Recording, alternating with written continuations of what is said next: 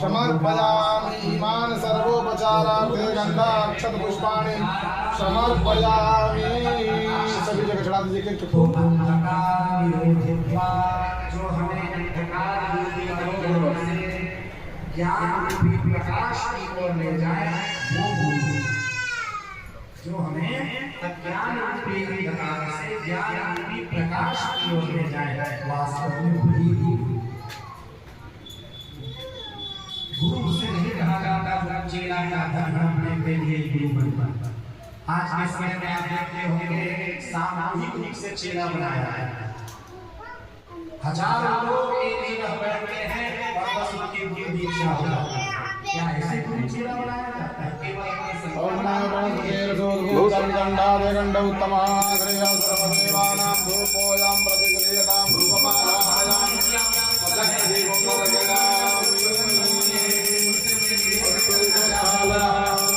ओम अमूर्तये नमः, ओम अनघाय नमः, ओम अचिन्त्याय नमः,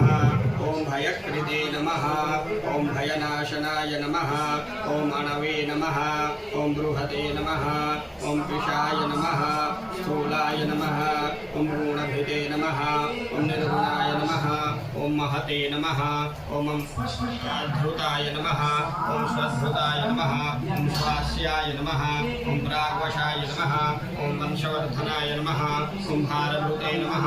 ओम कथिताय नमः, ओम योगिने नमः, ओम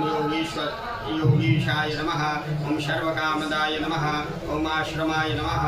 ओम श्रमणाय नमः, ओम क्षामाय नमः, ओम सुपर्णाय नमः, ओम वायुवाहनाय नमः, ओम धनुर्धराय नमः,